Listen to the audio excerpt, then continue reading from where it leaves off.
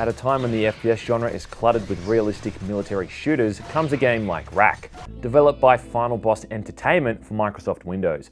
It's a deliberate throwback to the shooting games of yesteryear, in particular games like Doom and Quake. In Wrack, you play the role of a man named Kane Sager. The other names they were tossing up were John, Jack, Blade, and Razor. Anyway, Kane lives on Earth during a time when mankind is living in total peace, after we apparently invented some sort of device that creates never-ending energy or something like that. Of course, the Earth is invaded by aliens and Kane is the only one who can save the day, as we're also told the military has been dismantled. So from there you're thrown into the game, and from the moment you take your first step, you can immediately see where the game has taken its influences. With a soundtrack composed by Bobby Prince of former id Software fame, a ludicrously fast movement speed, a score system that reminds me of Rise of the Triad, and levels chock full of items and secrets. On the surface, Wrack looks like it's got the makings to be a supremely enjoyable game. And it is, for the most part. The first few levels are really fun to play. Instead of searching for keycards, you're after a series of switches which unlock areas to allow you to progress onwards. It's the kind of thing that takes me back to those days when I would waste an entire afternoon exploring every nook and cranny of a level in a game like Quake 1 or 2. Now, I was given Wrack ahead of its full release for me to do this review, and I'm not the type of person who bites the hand that feeds, but I gotta be honest here, this game has some really frustrating issues. And these largely stem from the game's biggest problem, its most egregious offense, the fact that it uses a checkpoint system. Now, why in all hell would you spend so much time making a game feel so old school? Fill it with references to older shooting games, get someone like Bobby Prince to compose the soundtrack, then go ahead and make the game use a fucking checkpoint system. What in the hell, guys?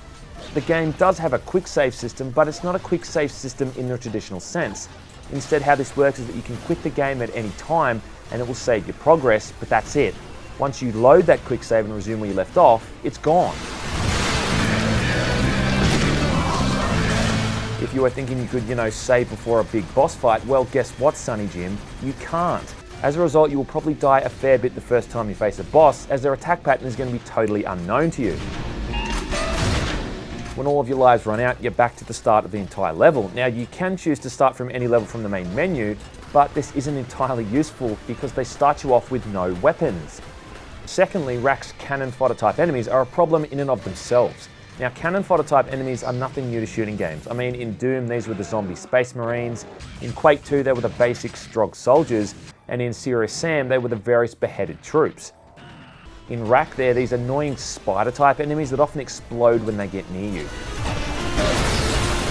They've thrown these enemy types in because the game uses a scoring system, as I mentioned before, and the way this functions is that the more enemies you kill, the higher this counter goes, to the point that you can use something called a finishing move, which is like an alternate fire for each weapon.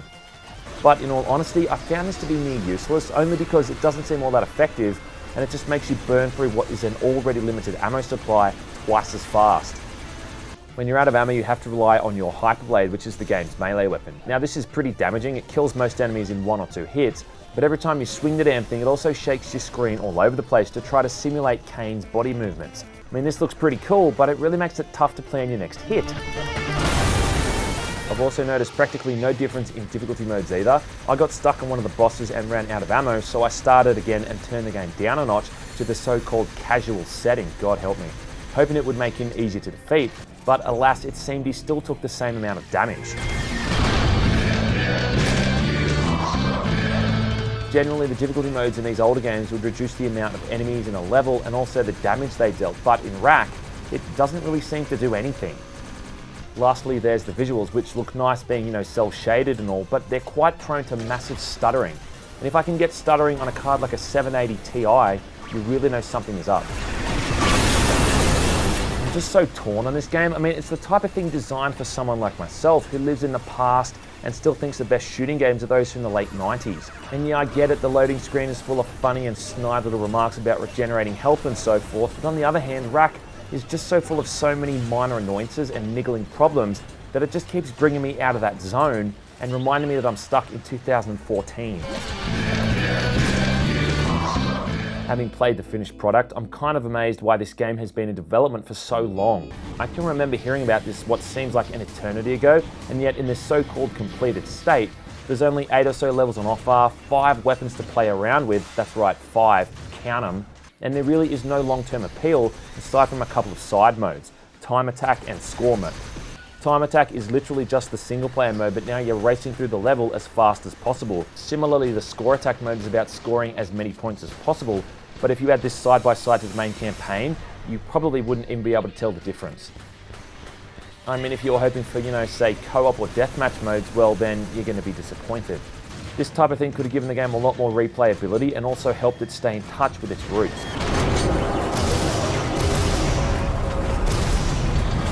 In the future, apparently they're also going to release another 2 episodes as DLC. I mean, even that, think about it, a so-called old school game with proposed DLC.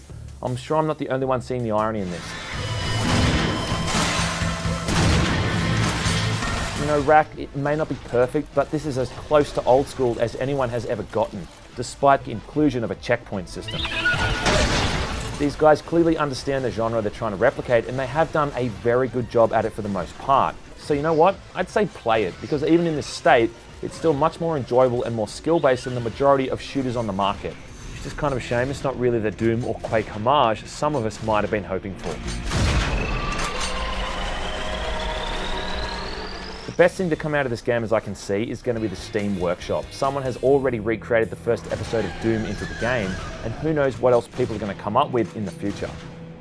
On that note, hopefully playing through Wrack, people will eventually explore the actual library of proper old school shooters and experience those titles from where Wrack takes its major influence.